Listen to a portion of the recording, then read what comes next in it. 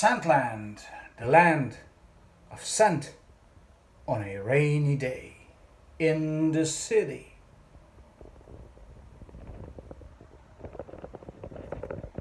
Oh yes, so there I am standing here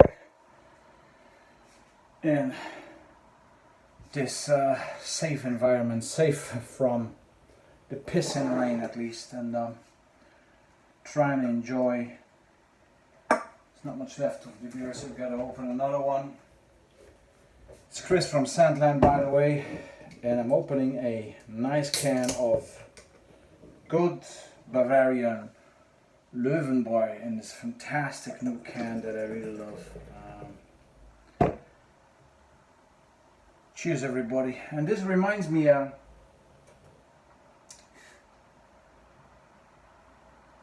Reminds me very much of a time when a few years back I had the tremendous pleasure to was not my first Metallica concert, but one of those best ones in 2014 and then in 2015 as well in Vienna, and I took this fragrance along with me. How best to shine this beauty? Narciso Rodriguez, okay? Narciso Rodriguez for him. This is a kind of a probably 15 ml little traveler or travel sites bottle, okay? Which I carry along whenever I go to an open air metal or hard rock concert. I had this on for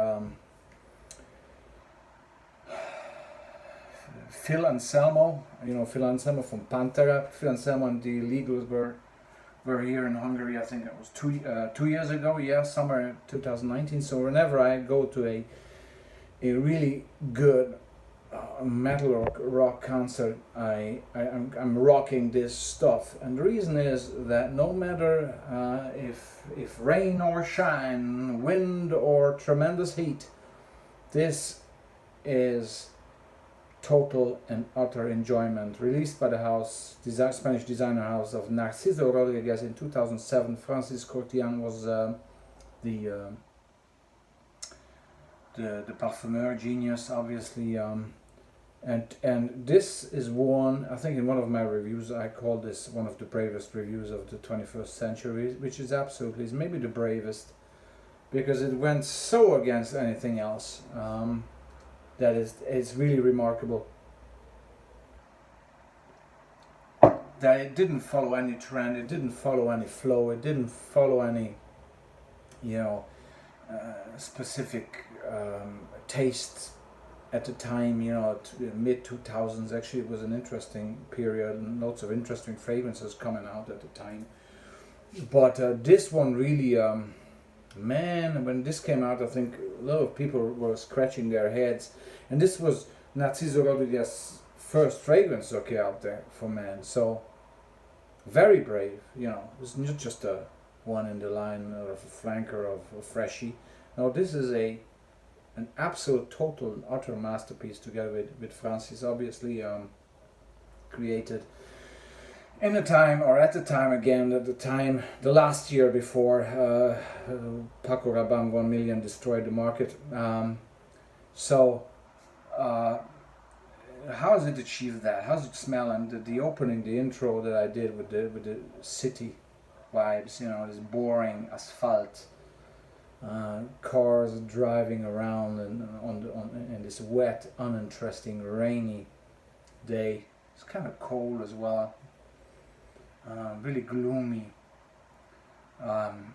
So this is what it sort of reflects, but in a good way.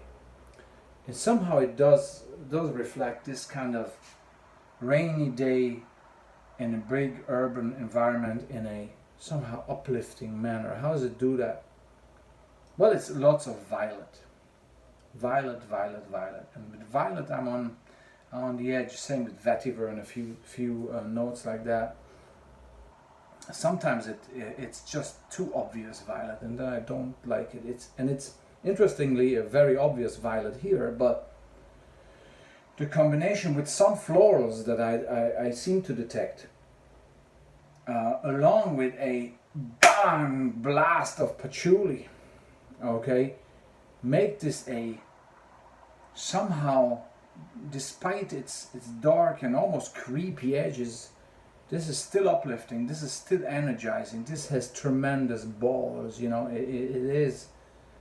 it has this herbal cement, wet cement type of urban sexiness about it that is just unmatched, I think. And the strength is perfect as well, because it's strong, it's really strong, and the dry down is perfect. It's really going into the 70s. It's almost like, you know, the 70s funk is shining from this bottle. And obviously that's not the main bottle here that you see. Again, this is a travel size. The main bottle has the same color, almost same color like my shirt today. No coincidence, okay? And same color as the sky today. This grayish, uninteresting thing. But what comes out of this bottle is absolutely unexpected and beautiful. And it has some warmth as well. I think it's some amber in there. And it's just a very simple blend if you look at the notes. But if you take into consideration how these notes were kind of blended, and you smell the end result, good God Almighty. And again, paired up with perfect silicogen projection, amazing. Longevity, amazing. It's still around today. It absolutely stood its test of time. This is so good that it was weird when it came out, but it was so weird. It's such a piece of art that it easily survives. I think it doesn't really need to push the envelope too much, because it's just so good. Such a tremendous quality. Like many Narciso for him, flankers in blue and extreme and intense and all that came afterwards, but this is the main juice. Absolutely, and this could have been made in the 70s with its patchouli violet going on, like very prominent patchouli all over the place in the 70s, and also very prominent violet and floral things in the 70s. Like remember Geoffrey Bean's Grey Flannel, okay, for example. So it's very much a flashback in time, but at the same time it's very, very modern smelling.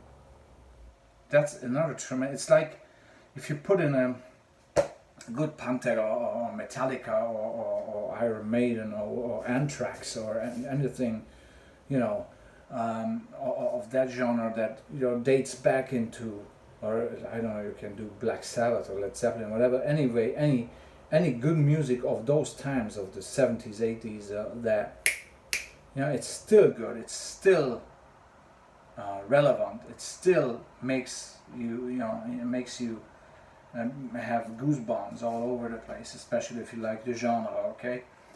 But to me, it's very much connected to this type of music, but that's just personal insight, okay, there for you. But it is absolutely timeless, absolutely just brilliant, you know, really. Narciso Rodriguez for him, really, it's a fragrance that I don't wear necessarily every day, and it's heavy, but I never wear it in the winter. I always wear it in the summer, starting from May, like now, towards September, and then I stop. It should be the other way around, but I never do. I always do this in the summer, and especially summer afternoons, evenings, and it has to be outside. Okay, this is for inside use. If you really want to project a CEO, I'm kicking your ass type of scenario in a business meeting, then this is maybe a good fragrance to do that. But other than that, this is an outdoors fragrance, I think, and this is also why it perfectly fits a music festival, okay, where you're digging around in the mud probably, and there's lots of people smoking weed and drinking beer and you know, shagging underneath the tree. That's the type of thing. It's dirty, it's sexy, it's absolutely genderless. I mean, if a girl wears this, I think you know, it would certainly have its appeal to me. Although I'm married, so I just would walk by, okay, gently walk by, and chin chin to that. But that's it really, yeah. It's naughty. This fragrance is naughty. No, it's not sexy. Not the sexy, oh look, I'm sexy, I have this fake boobs. No. This one is naughty, okay? It's probably the best word for this fragrance is naughty to no end. So I think I stop my raving and get on with whatever I do, drinking beer and enjoying the rest of this beautiful day. Maybe put in some Pantera, and maybe my favorite Pantera song is "I'm Broken." Din din din din din din din. Yeah, that one. So chin chin, salute, and again, this was an ad hoc review. I don't edit. I don't do many takes. I don't give, I just tell you how it is. Isn't that funky? Should I probably put in some funky music? That maybe some Baby Huey or Lafayette. Yeah. Or